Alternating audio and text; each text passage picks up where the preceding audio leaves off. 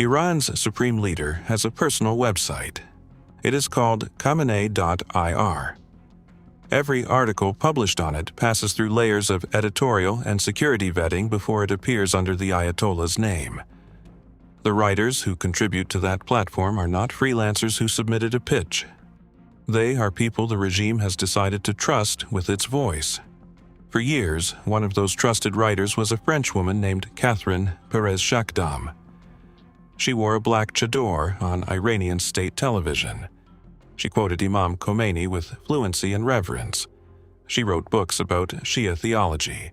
She traveled with a presidential candidate on the campaign trail, sat with him for an exclusive television interview, and was photographed alongside the daughter of Qasem Soleimani, the commander of the IRGC's Quds Force. She visited the homes of senior military officials. She was welcomed by their wives. She moved through the domestic spaces of Iran's most protected figures as though she belonged there. Iran's intelligence services now say she was working for Mossad the entire time. She says she was not. Both positions are held with absolute conviction by people who have reasons to hold them, and neither government has produced the evidence that would close the question permanently. What is not in dispute is the biography, and the biography contains details that, laid end to end, form a sequence that no intelligence agency on either side can comfortably explain away. Catherine Perez-Shakdam was born in France around 1982 into a secular Jewish family. Her maternal grandfather fought in the French resistance during the Nazi occupation. Her paternal grandfather survived the Holocaust. These were not footnotes in a personnel file. They were the foundation of an identity rooted in survival, in concealment under hostile regimes, and in the understanding that who you appear to be and who you actually are do not need to be the same thing. Whether she absorbed that lesson as family history or as operational doctrine depends on which version of her story you believe. But the lesson was there, built into the bloodline, long before she acted on it. She studied psychology at the University of London. She completed postgraduate degrees in finance and communications. She was drawn to the politics of the Middle East at a time when most Western students approach the region through textbooks and policy papers. Catherine approached it through a marriage. While at university, she met a Muslim man from Yemen. She married him, and she converted to Sunni Islam. The conversion gave her something that could not have been manufactured by any intelligence service working from a desk in Tel Aviv or a basement at Langley. It gave her a name, Shakdam, a real name attached to a real family, in a real country that was sliding toward the civil war that would make Yemen one of the most contested geopolitical flashpoints of the coming decade. It gave her a credible personal history inside the Islamic world, a Western woman who had chosen Islam not as an abstraction but as a life, a mother raising children in a Muslim household, a convert whose sincerity could be read in the daily texture of her existence, in the prayers she observed, in the hijab she wore, in the social world she inhabited alongside her husband's family. No legend fabricated in a training facility carries that kind of weight. Fabricated identities can survive a document check. They rarely survive a dinner table. The conversion was real. The marriage was real, the children were real, the in-laws and the family gatherings and the years of living inside a Muslim household were real. And all of it, every layer of authenticity, was available to be leveraged the moment someone decided to leverage it. The question that would follow Catherine Perez-Shakdam for the rest of her public life was not whether she had converted. Everyone agreed she had. The question was whether the conversion was ever the point, or whether it was always the instrument. Before the journalism, before the Iranian television appearances, before the chador and the campaign trail and the articles on the Supreme Leader's website, there was Wikistrat. Wikistrat was formally incorporated in Israel in 2010 and later headquartered in Washington, D.C. It described itself as a geostrategic analysis and simulation platform. Its client list included multiple United States government agencies. Its stated areas of work covered espionage, psychological warfare, and perception management. By her own account, in a 2014 interview, Catherine Perez-Shakdam had been working with the firm and its founders for approximately 7 years, which would place the start of that association around 2007, before the company's formal incorporation. Whether she worked with the founders in an earlier capacity or whether her accounting of the timeline is imprecise is not clarified in the public record.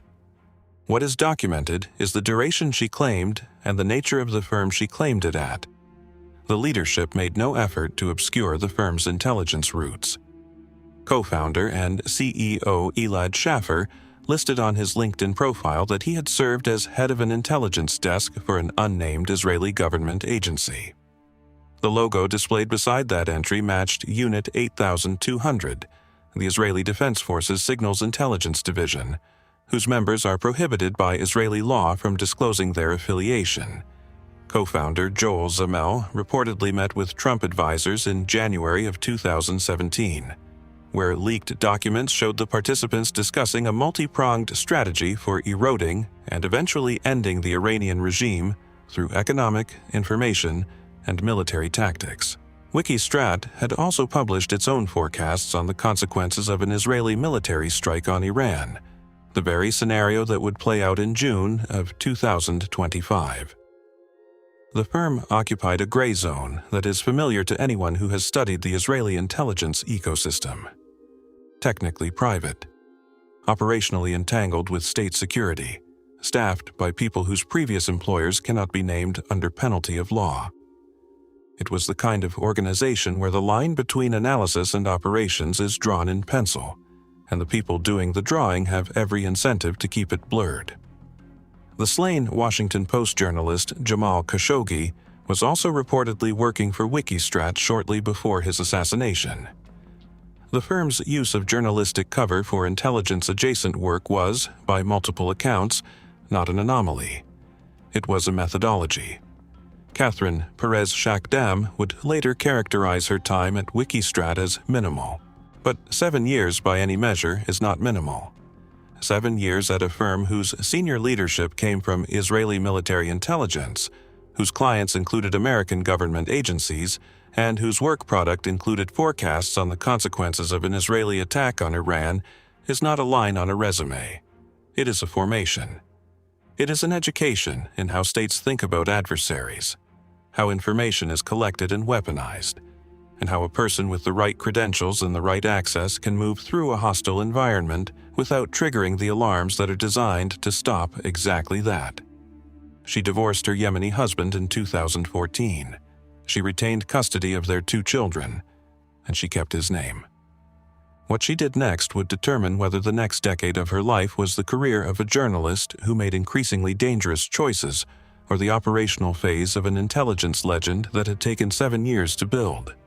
She began writing, for outlets that the Iranian government read, in a voice that the Iranian government wanted to hear, with credentials that the Iranian government had no reason to question. And somewhere in that transition, between the last day at Wikistrat and the first byline in an outlet sympathetic to Tehran, a door opened. On the other side of it were the offices of Iranian state media, the living rooms of IRGC commanders' families, and the private chambers of the most powerful political figures in the Islamic Republic. It would take years for that door to close, and when it finally did, the people who paid for it would not be the woman who walked through it. They would be the people who held it open. To understand what Catherine Perez-Shakdam walked into, you have to understand what Iran was protecting and how it decided who to let near it. By the mid-2010s, the Islamic Republic was running what Western intelligence agencies considered the most opaque security architecture in the Middle East. Its nuclear program was distributed across hardened sites, some buried under mountains, others disguised within university campuses and industrial parks. Its missile development was compartmentalized across the IRGC and conventional military with overlapping but deliberately disconnected chains of command. Its senior leadership moved unpredictably, changed residences, used counter-surveillance teams, and restricted communication to couriers and face-to-face meetings precisely because they knew their electronic communications were compromised. Iran had watched what happened to adversaries who centralized.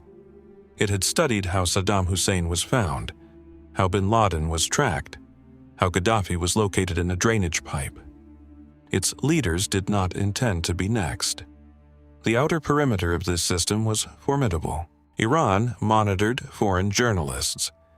It tracked diplomatic movements.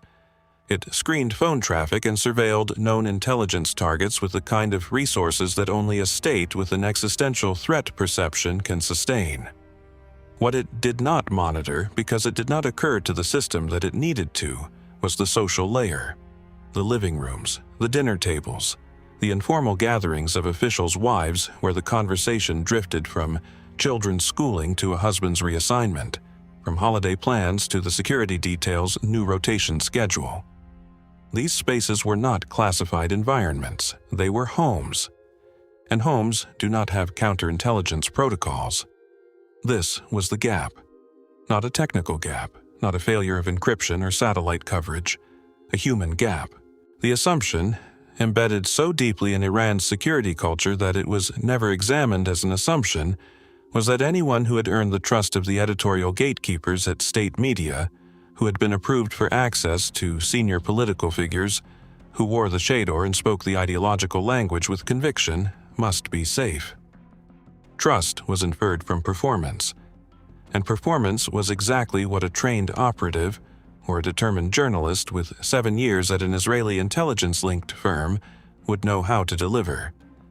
Catherine Perez-Shakdam began delivering it in 2014. She became a regular contributor to Mint Press News, an independent platform whose readership was sympathetic to anti-imperialist politics and sharply critical of Israeli and American foreign policy. She wrote for Middle East Eye, she wrote for Middle East Monitor.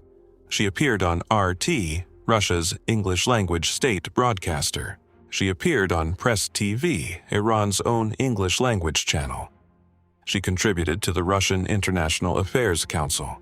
She penned articles denouncing Israeli military operations in Gaza. She argued in favor of armed Palestinian resistance. She wrote with the fluency and conviction of someone who had lived inside the world she was describing, because in a certain sense she had. The marriage to the Yemeni man, the years inside a Muslim household, the conversion itself, all of it gave her writing a texture that career analysts and think tank commentators could not replicate. She was not parachuting into Middle Eastern commentary from a Western desk. She was writing from inside. The Mint Press founder, Anar Adley, described the experience of working with her in terms that carry a specific kind of weight when read in hindsight. She reached out directly to pitch ideas. She asked to become a regular contributor. She presented herself as anti-war and as a convert to Islam. She was friendly, responsive to edits, pleasant to work with. She lobbied to become a television and video presenter for the platform.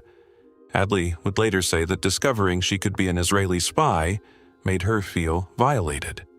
She believed Perez-Shakdam had used Mint Press as a credibility vehicle, a stepping stone to the trust of people who were sympathetic to Iran and the broader resistance axis. A 2023 investigation published by Mint Press, reported by Alan MacLeod, went further. Sources close to Perez-Shakdam told the outlet that she had approached individuals with an offer. Thousands of dollars a month. The task was precise. Travel to specific urban locations in the Middle East. Provide photographs and videos of the area, the buildings and the surroundings. She reportedly indicated that the money was coming from the United States. The sources were not named.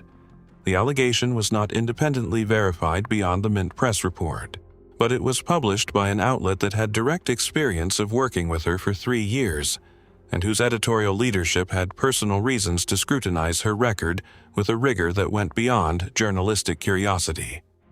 If true, the allegation meant that during the same years she was building her reputation as an anti-imperialist writer, she was also running a parallel operation that looked indistinguishable from intelligence collection tasking. She denied everything. In interviews with BBC Persian and Voice of America in 2022, she rejected the spy allegation categorically. She said it existed only because of her Jewish heritage. She said she never accessed classified documents in Iran.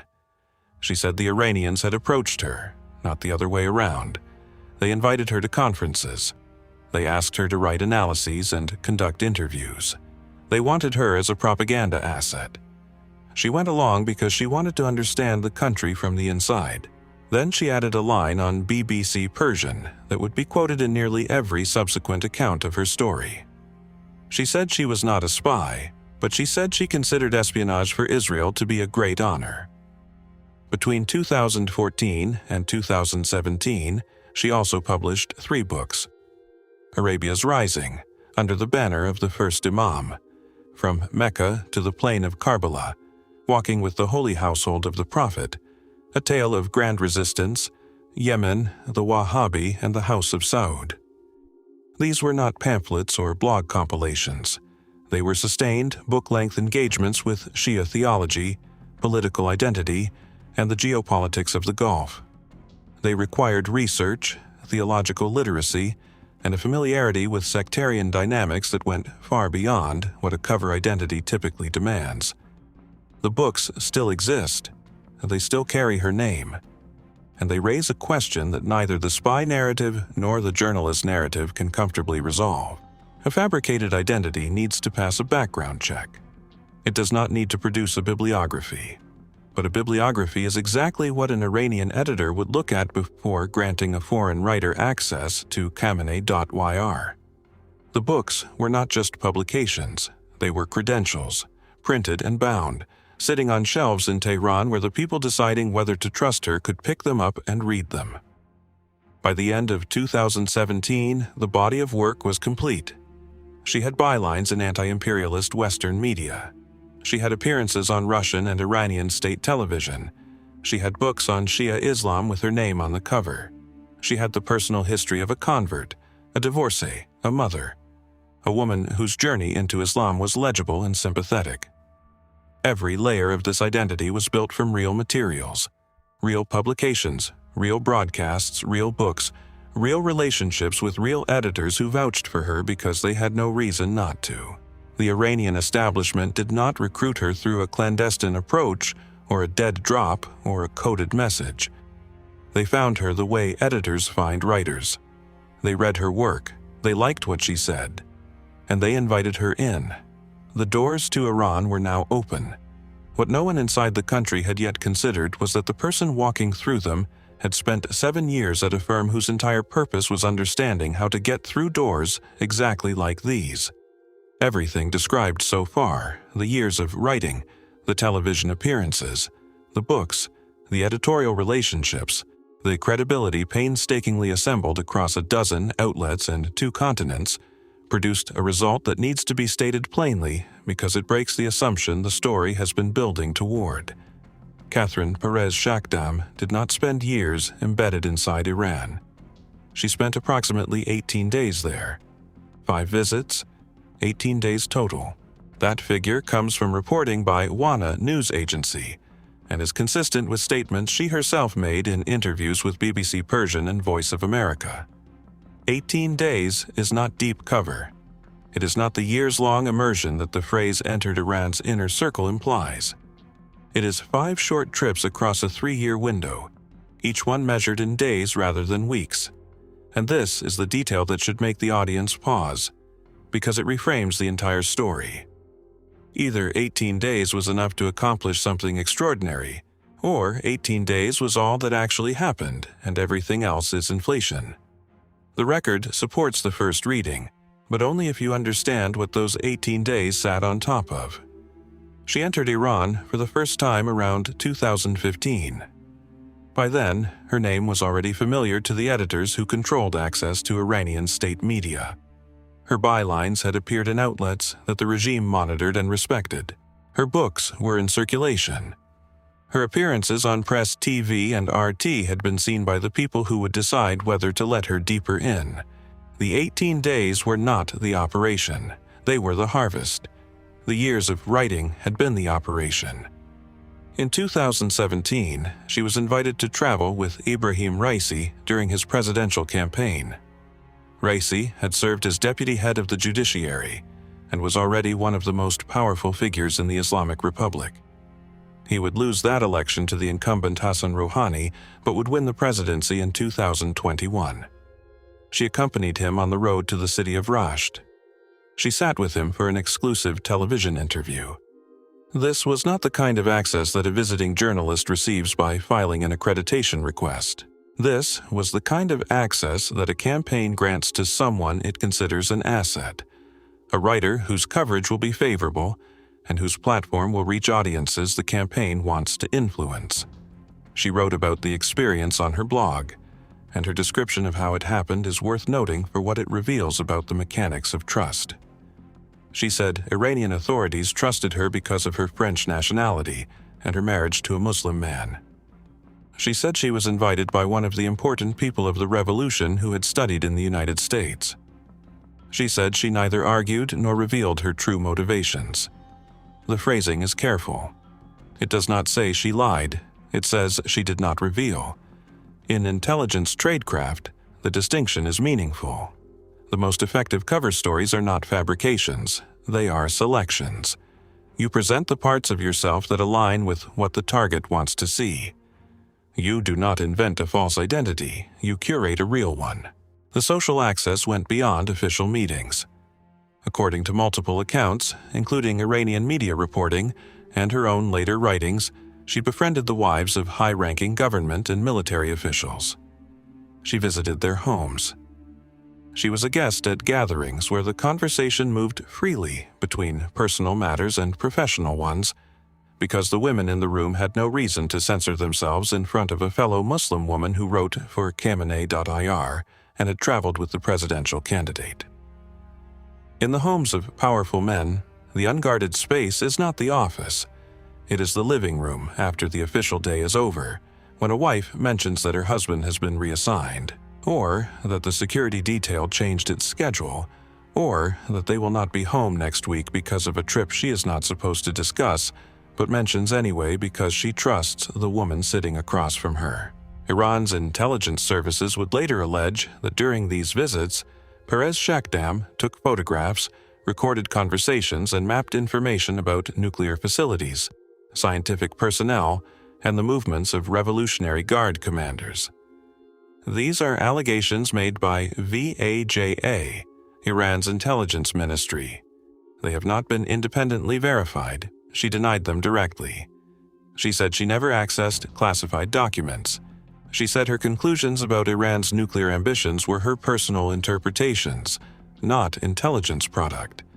Iran's own security and judicial bodies, in an assessment made before the allegations escalated to their current intensity, stated that no documents or reports existed indicating immoral behavior, suspicious connections, or illegal activities during her time in the country. This is a remarkable statement. It means that at some point, Iranian authorities reviewed her visits and found nothing actionable. The woman who would later be called the most dangerous spy in Israeli history was investigated by the country she allegedly spied on and cleared. The contradiction between that assessment and the later accusations has never been reconciled. Either the initial review was incompetent, or the later allegations were inflated for political purposes, or the truth involves a combination that neither side has an interest in admitting. What is documented is that she was there, that the access she gained was real, and that no alarm was raised during or immediately after any of her 5 visits. There is a moment in every intelligence operation, real or alleged, where the question of whether to stop becomes unavoidable. The access is good, the cover is holding, but every additional contact, every additional visit, every additional photograph or recorded conversation increases the probability of detection by a fraction that compounds over time. A professional service manages this through extraction timelines, contact protocols, and the discipline to pull an asset before the risk curve crosses the value curve. If Catherine Perez-Shakdam was operating under Mossad direction, 18 days across, 5 visits suggest a service that understood this calculus precisely. Short exposures. Maximum yield per visit, no overstay, get in, collect, get out, and let the cover identity continue doing its work from outside the country through published articles and maintained relationships. The brevity was not a limitation. It was the design. If she was operating independently, as she claims, the same brevity takes on a different meaning. She went to Iran 5 times because that is how many times she was invited. She stayed for short periods because she was a visiting journalist, not a resident. The access she gained was a function of her published work and her personal relationships, not a tasked intelligence collection plan. The 18 days were not calculated. They were circumstantial. Both readings fit the facts. Neither can be disproven. And this ambiguity is not a weakness in the story. It is the engine that drives everything that comes after. Because what happened next did not depend on whether she was a spy. It depended on what she chose to do with everything she had seen. She was photographed alongside Zainab Soleimani, the daughter of Quds Force Commander Qasem Soleimani. Multiple sources have reported that she met the commander himself, though the specific circumstances of a direct encounter remain unverified beyond media claims. She also described, in her own later writing for the Times of Israel, being transported in an unmarked vehicle with tinted windows for a private audience with the supreme leader, during which she said Khamenei made a direct statement to her about Iran's posture toward the United States and Israel. This account comes exclusively from her. It has not been corroborated by any Iranian source, any Israeli source, or any independent party. It has also not been denied. The cinematically specific detail of the tinted windows should be read for what it is. Her narrative, unchecked.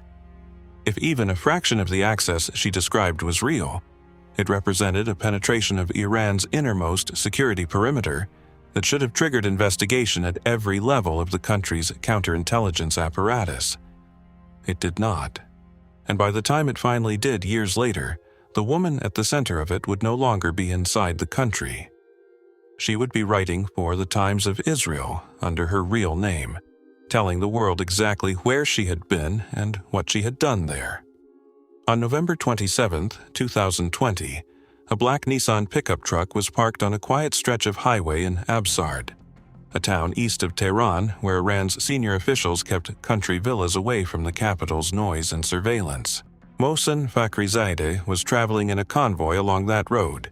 He was Iran's most senior nuclear scientist.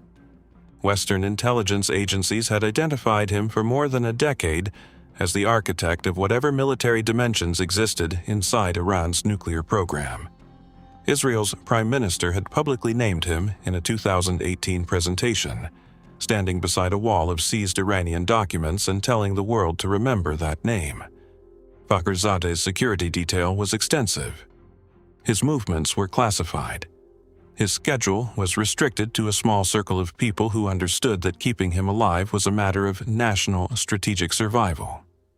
He was not a man who could be found through open-source research or satellite imagery. Finding him required someone who knew where he would be and when, someone inside the system. The weapon that killed him was, according to Iranian officials, a remote-controlled machine gun mounted in the bed of the parked Nissan, operated via satellite link. No assassin was physically present at the scene. The precision of the targeting, the timing of the ambush, and the speed of the strike indicated that the operators had real-time confirmation of his vehicle's position and its approach to the kill zone. The operation lasted less than 3 minutes. By the time his security detail reacted, Fakhrizadeh was fatally wounded. He died in a hospital shortly after. The killing shook Iran's security establishment in a way that previous assassinations of nuclear scientists had not. Those earlier operations, car bombings and motorcycle shootings between 2010 and 2012 that killed 4 other scientists, had been devastating. But Fakhrizadeh was different. He was the most protected scientist in the country. His death meant that the protection itself had been penetrated, that someone with knowledge of his movements had provided that knowledge to the people who built the weapon in the Nissan. Iran's counterintelligence services launched an investigation that produced arrests, confessions, and eventually executions. 3 ethnic Kurdish men were charged with aiding Mossad in the operation. Their names were Edris Ali, Azad Shojai, and Rasul Ahmad Rasul. They were from the northwestern region near the city of Urmia, an area with a large Kurdish population that Tehran had long regarded with suspicion. Their names appeared on a list published by Iran Human Rights, the Oslo-based advocacy group. which warned that at least 10 men faced imminent execution on espionage charges. They were hanged in Urmia. Time magazine reported the executions in March of 2026. Whether these 3 men were genuinely involved in the intelligence chain that led to Fakhrizade's death, or whether they were convenient targets selected from a minority community already under suspicion, is a question that has never been independently examined. Iran does not permit international observation of espionage trials. The confessions were not made public in a form that could be evaluated for coercion. What is known is that Iran's response to the Fakhrizadeh killing followed the same pattern it had followed after every major security breach for the previous 2 decades. The investigation moved downward, not upward. It targeted individuals at the margins of the system, not the structural failures at its center. The question of how Mossad obtained the operational intelligence to kill the most protected man in the country was answered with the arrest of 3 Kurdish men, and the answer was expected to be sufficient. It was not sufficient because the breaches did not stop. In the years between Fakhrizadeh's assassination and the 12-day war, the evidence of deep Israeli penetration continued to accumulate. Archives containing thousands of documents related to Iran's nuclear weapons research had been stolen from a warehouse in Tehran in a single night in January of 2018, an operation later attributed to Mossad that required ground-level human access to identify the facility, defeat its security, and extract the material before dawn. The Stuxnet cyber attack had destroyed centrifuges at Natanz by inserting malicious code into an air-gapped industrial control system, which required someone to physically introduce the code on site. Equipment at nuclear facilities had been sabotaged. Scientists had received threats that demonstrated knowledge of their home addresses and daily routines. Each of these operations was technically sophisticated. Each was also, at its foundation, dependent on human beings inside Iran who could provide the access, the confirmation, or the physical presence that no satellite or intercepted communication could replace. The technical brilliance of the operations concealed the human architecture they were built on, and that human architecture was exactly what Iran's counterintelligence system was failing to detect. Former President Mahmoud Ahmadinejad made the point as bluntly as it could be made. In 2021, he publicly stated that the head of Iran's own counter-Mossad unit had been an Israeli agent. If true, the person tasked with hunting Mossad spies inside Iran was himself working for Mossad. The claim was never independently verified, it was never retracted, and it came from a man who had spent 8 years in the presidency with direct access to Iran's intelligence architecture. Former Intelligence Minister Ali Younesi added his own assessment, and the language he chose became the most quoted sentence in every subsequent account of Mossad operations inside Iran. He said that Mossad is closer to us than our own ears. It was the kind of statement a senior official makes when the classified briefings have exhausted every polite formulation, and the only honest thing left to say is the one that no one wants to hear. The vulnerability these men were describing was not a gap in technology or funding. It was a gap in the way Iran's security culture understood trust. The system was built to catch foreign operatives working under diplomatic cover or running technical surveillance from across a border. It was built to monitor communications, screen visitors at sensitive sites, and track the movements of known intelligence targets. It was not built to catch a woman who arrived as a journalist, wrote articles praising the supreme leader, quoted Khomeini with fluency, befriended the wives of generals, and was invited into the private homes of the men she was allegedly surveilling. The social layer of Iranian power, the informal gatherings, the domestic spaces, the personal relationships that form the connective tissue of any political establishment, was entirely unmonitored. Not because it was forgotten, but because the system assumed that anyone who had passed through the ideological vetting of state media and the editorial gatekeeping of Khamenei.YR must be genuine. That assumption was the single point of failure. And it was not a technical flaw that could be patched with better software or tighter protocols. It was a cultural blind spot embedded in the way the Islamic Republic defined loyalty. Loyalty was performed. It was demonstrated through dress, through language, through published positions, through visible participation in the rituals of the state. If the performance was convincing, the loyalty was assumed to be real. Catherine Perez-Shakdam, whether she was acting under Mossad direction or operating on her own initiative, delivered that performance more convincingly than almost any foreigner in the history of the Islamic Republic. And the system that was supposed to catch exactly this kind of deception had no mechanism for questioning a performance that checked every box it had ever been designed to check. The Fakhrizadeh assassination, the nuclear archive theft, the sabotage operations, the serial killing of scientists. And now, a woman who had written for the Supreme Leader's website and visited the homes of his commanders, revealed in her own words as someone who had never believed a word of it. These were not isolated incidents. They were the output of a single, compounding failure. Iran's security establishment knew it was compromised. Its own former president and former intelligence minister had said so publicly, and its only institutional response was to execute the people it could reach and hope that the ones it could not reach would eventually make a mistake. Catherine Perez-Shakdam did not make that kind of mistake. She made a choice. And the choice she made next would turn a personal disclosure into a crisis that consumed lives far beyond her own. In late November or December of 2021, Catherine Perez-Shakdam published a series of blog posts on the Times of Israel. The content was not ambiguous. She announced that she was no longer a Muslim. She described her years of engagement with the Islamic Republic as a deliberate infiltration. She compared Iran to 1930s Nazi Germany. She wrote about its regional expansionism, its hunger for military supremacy, what she called its imperial nihilism and its contempt for international law. She revealed that for her entire professional life, she had hidden her Jewish origins. She had published under her husband's surname. She had worn the hijab, appeared on Iranian state television in full Islamic dress, written books about Shia theology, and quoted the Imam with a fluency that convinced editors, officials, and the wives of generals that she was a devoted Shia convert. None of it had been what it appeared. She now described herself as a committed Zionist. She disclosed that her child wished to join the Israeli Defense Forces. She wrote that she had walked right into the belly of the beast. She said she had neither argued nor revealed her true motivations. These were not the words of a journalist who had covered Iran and later changed her politics.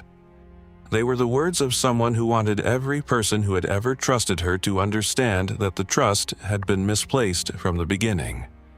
The blog posts were public.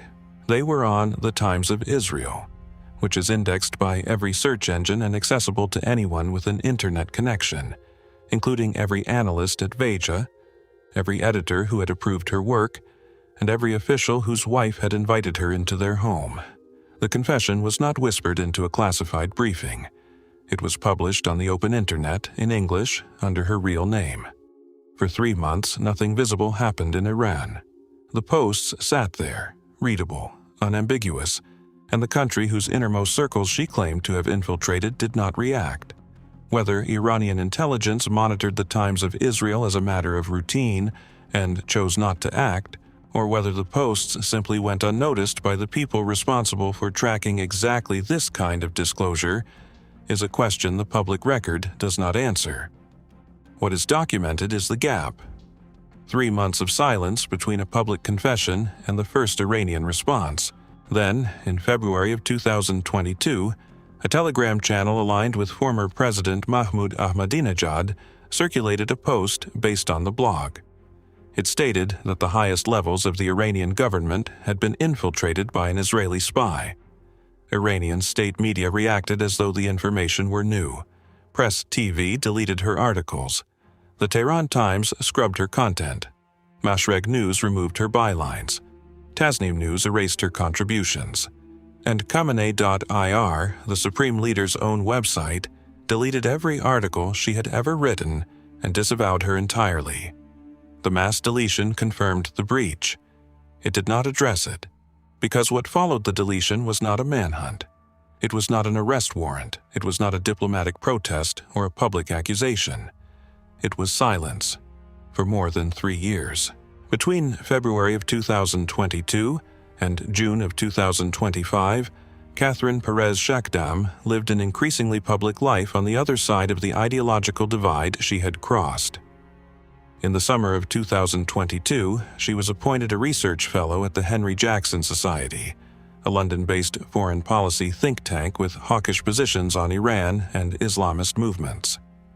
She became the executive director of We Believe in Israel, a UK-based pro-Israel advocacy organization.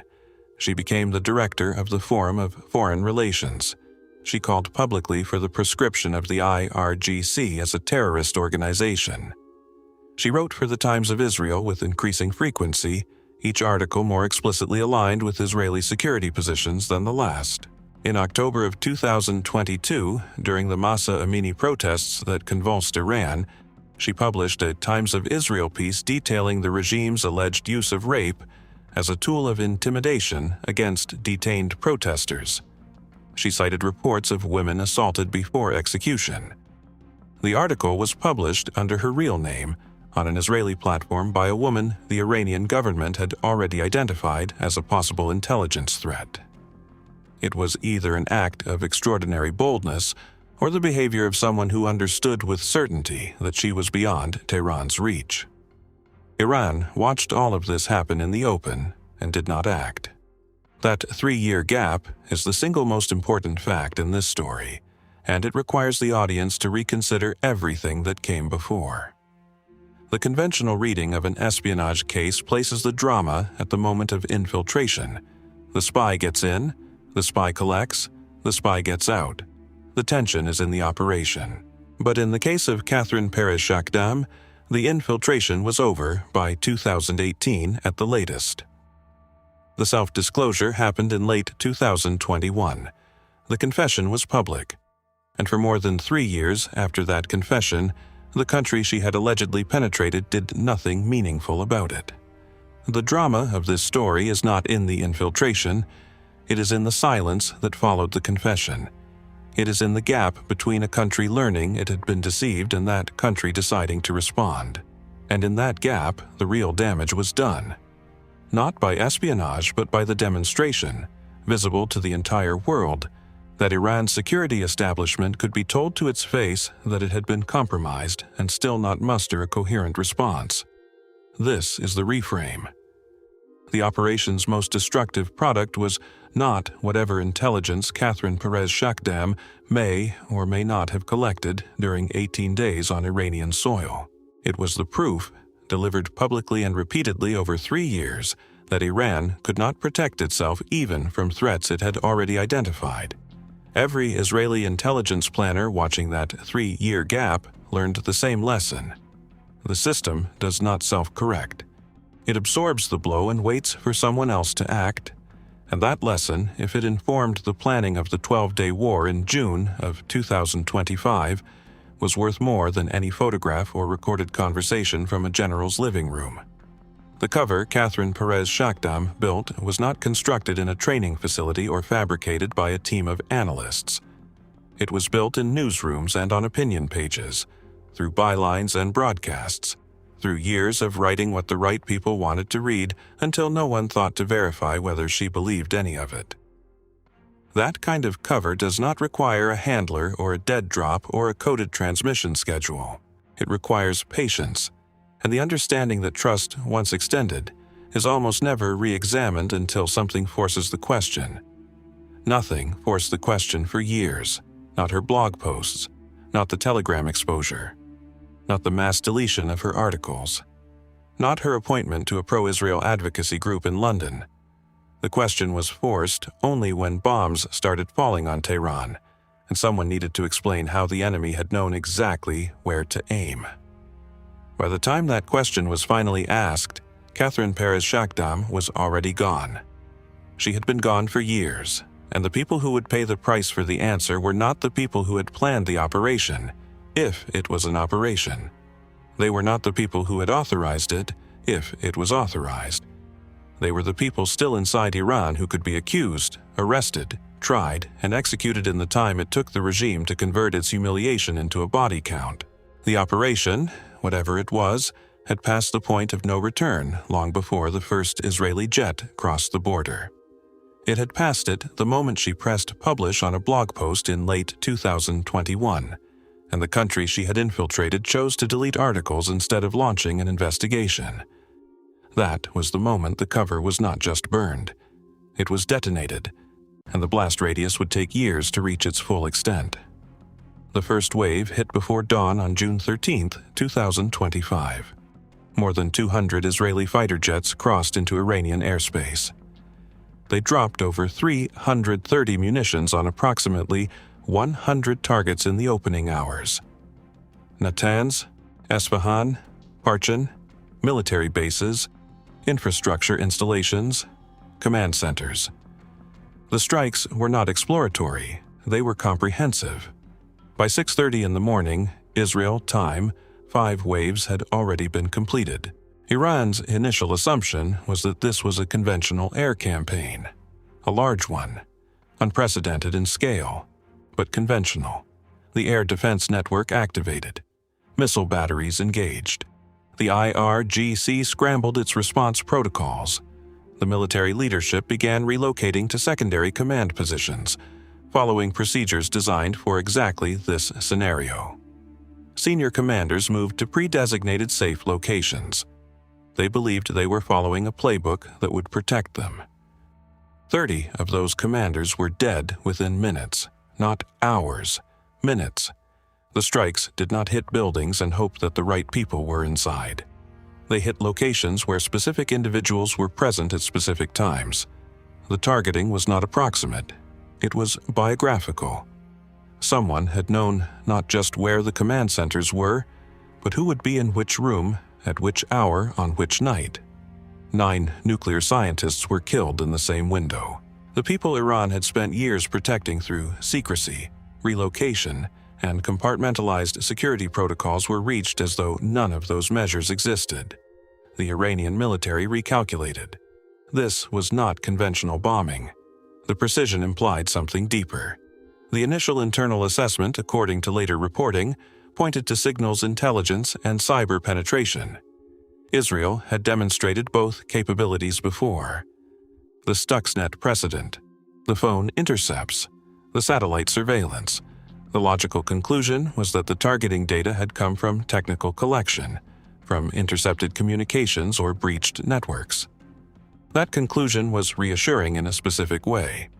Technical breaches can be patched. Encryption can be upgraded, communication protocols can be changed. If the problem was technical, the problem was solvable. Then the second realization arrived. Israeli officials disclosed, through channels that were clearly intended to be heard in Tehran, that the Mossad had established a covert drone base near the capital. Precision-guided weapons had been smuggled into the country. The drones had been used to disable air defense systems in the opening minutes of the attack, creating the corridor through which the manned aircraft operated without meaningful resistance.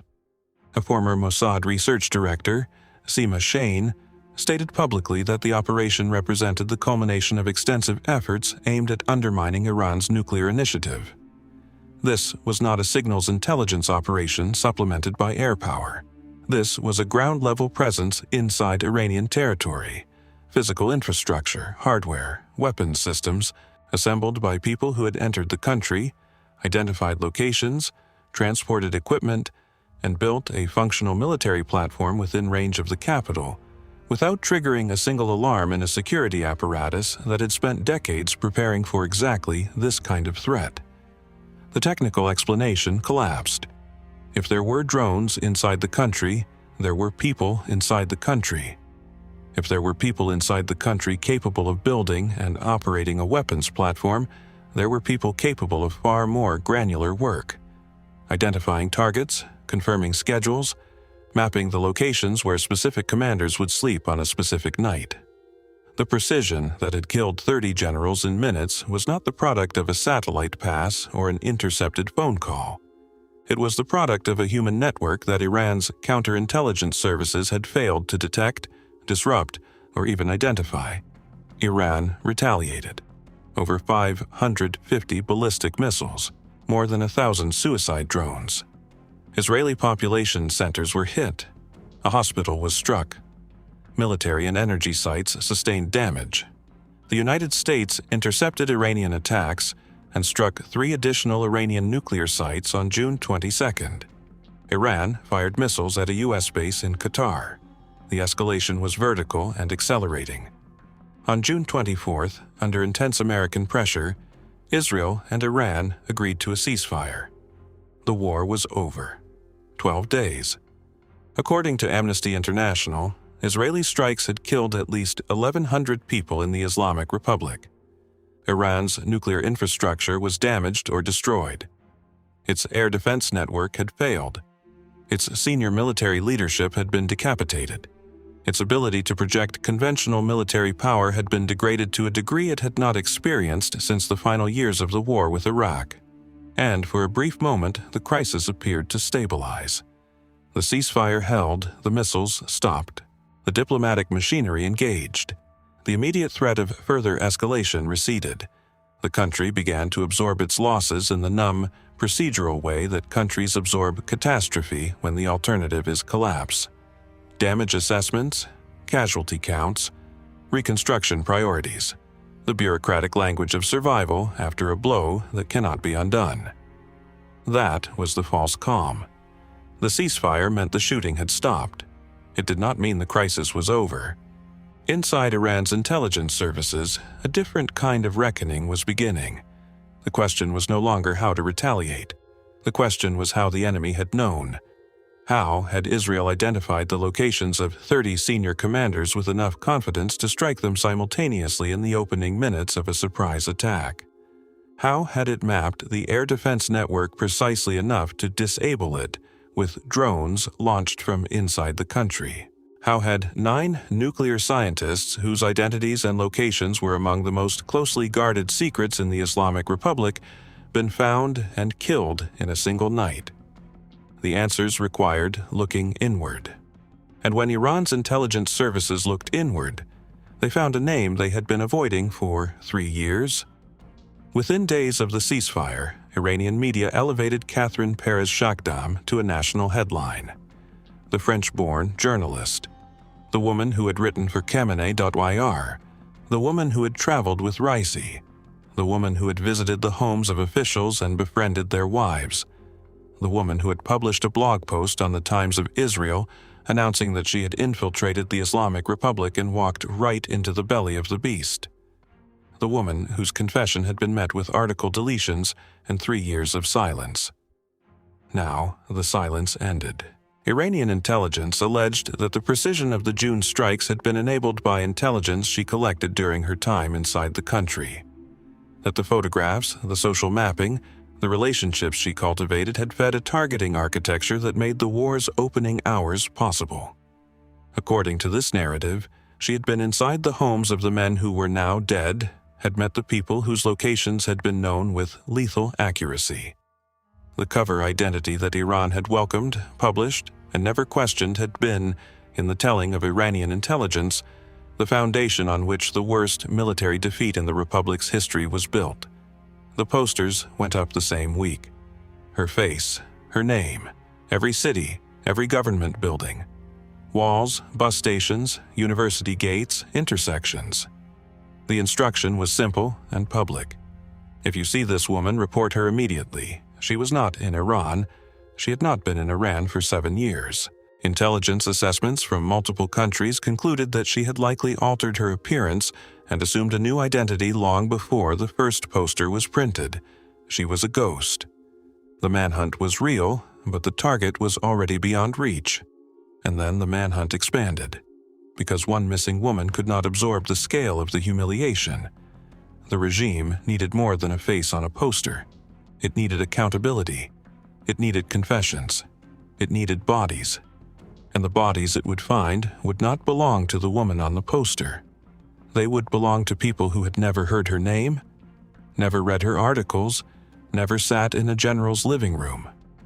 People whose only connection to the story was that they lived in a country that had just discovered it could not protect itself from a threat it had been warned about for years and chose to ignore. By August 12th, Iranian police announced they had detained 21,000 suspects. 21,000 detained, 260 accused of espionage, 172 charged with illegal filming. The numbers were announced by Iranian police on August 12, 2025, less than 2 months after the ceasefire.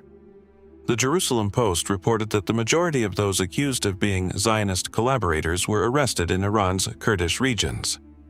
The same regions, the same communities. The same pattern that had followed the Fakhrizadeh assassination, the nuclear archive theft, and every major security breach of the previous decade. The investigations moved downward. They moved outward, toward the margins. They did not move upward, toward the decisions that had led a French woman with a Wikistrat resume write for the Supreme Leader's website. The executions began and did not stop. Bahman Chubiasl had worked on sensitive telecommunications projects inside Iran. The judiciary's Mizan news agency described him as one of the most important spies for Israel in the country. His alleged value to Mossad was access to governmental databases and the ability to create a breach in Iranian data centers. He was hanged in September of 2025. Agil Keshavars was 27 years old. He was an architecture student at a university in the northwestern city of Urmia. He was arrested after military patrols observed him photographing an army headquarters building. He was executed in December of 2025. An architecture student with a camera, in a country where photographing the wrong building now carried a sentence that could not be appealed. Ali Ardestani was executed in January of 2026. The state news agency IRNA claimed he had relayed information to Mossad officers in exchange for cryptocurrency payments. It said he had confessed and that he had hoped for $1 million reward and a British visa. Whether the confession was voluntary, coerced, or fabricated is a question that Iran's judicial system does not permit to be asked in open court. Irfan Shakurzadeh was 29. He held a master's degree in aerospace engineering from Iran University of Science and Technology. He had been recruited into an organization active in the satellite sector.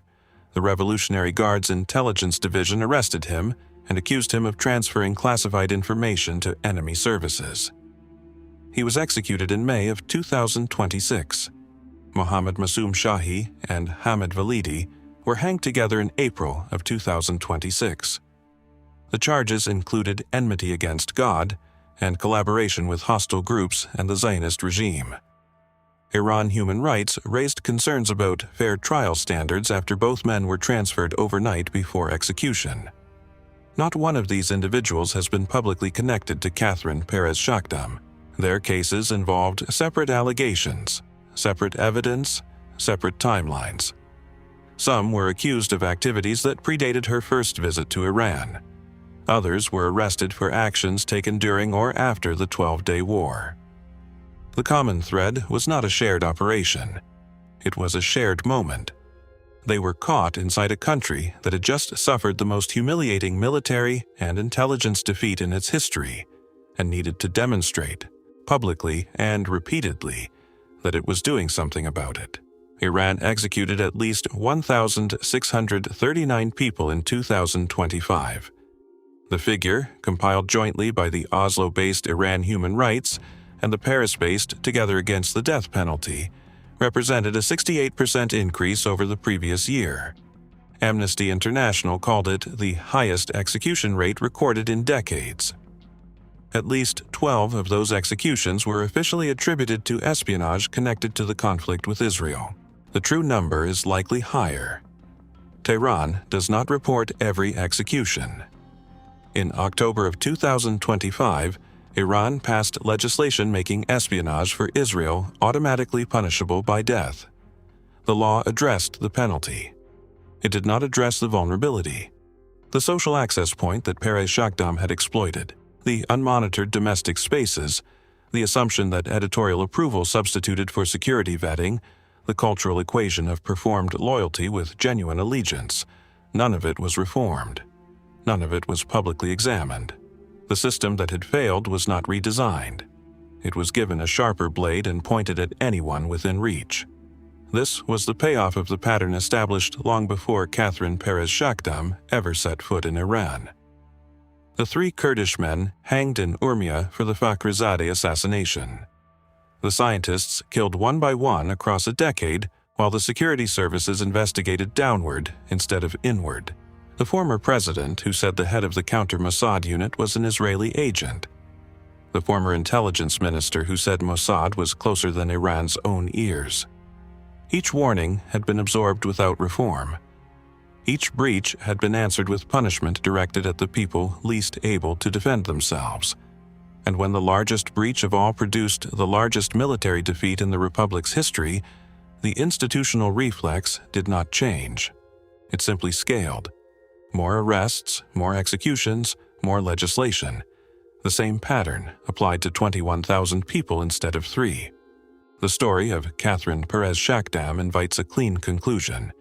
She got in, she got out, she won. The record does not support that simplicity. She did not establish the drone base near Tehran. Israeli officials confirmed it existed. They never attributed it to her. She did not provide the real-time targeting data that killed 30 generals. Her last documented visit to Iran was 7 to 8 years before the strikes. The operational link between her 18 days in the country and the precision of the June attacks is an allegation made by Iranian media and repeated by international outlets. It has not been confirmed by any Israeli source, and the central ambiguity remains unresolved. According to reporting by WANA news agency, Israeli intelligence itself never reached a definitive conclusion about her. Neither Shin Bet nor Mossad reportedly confirmed that she was genuinely working against the Islamic Republic. The possibility that she was caught between 2 security services, neither fully trusting her, was discussed seriously within Israeli circles. She may have been Mossad's most valuable penetration of Iran. She may have been a journalist who played a reckless game and was retroactively claimed by a narrative that served everyone except the people who died because of it. What is not ambiguous is the cost. The cost was borne by an aerospace engineer who was 29, by an architecture student who was 27, by Kurdish men hanged in a city whose population had been treated as suspect for decades before the first poster of her face went up on a Tehran wall, by families in minority communities who understood that the executions were not about intelligence. They were about control. They were about a regime converting its humiliation into a body count because that was the only conversion it knew how to perform. And somewhere, unlocated and unnamed, there are 2 children. Catherine Perez-Shakdam has custody of 2 children from her marriage to the Yemeni man. Their names have never been made public. Their location is unknown. Whatever their mother built, whatever she served or claimed to serve, those children exist inside the aftermath of decisions they did not make and a story they did not choose. They are the remainder that no intelligence assessment accounts for and no headline mentions. The detail that sits at the bottom of the file after the operation is closed and the analysts have moved on. The cover she built was not fabricated in a safe house. It was assembled in public, through years of real writing and real relationships, until the people reading her work stopped asking whether she meant any of it. That kind of cover requires no handler and no dead drop. It requires patience and the knowledge that trust, once given, is almost never re-examined until it is far too late to take it back. Iran did not re-examine the trust it extended to her until the buildings were burning and the generals were dead, and the only response left was to punish the people who could not get out of the country the way she had. She remains at large. Iran remains unable to find her. The ceasefire holds, the executions continue, and the system that let her in has not been rebuilt. It has only learned to kill faster. If you found this account worth your time, consider subscribing to Hidden Ops. We cover real operations from the documented record. No dramatization, no invention.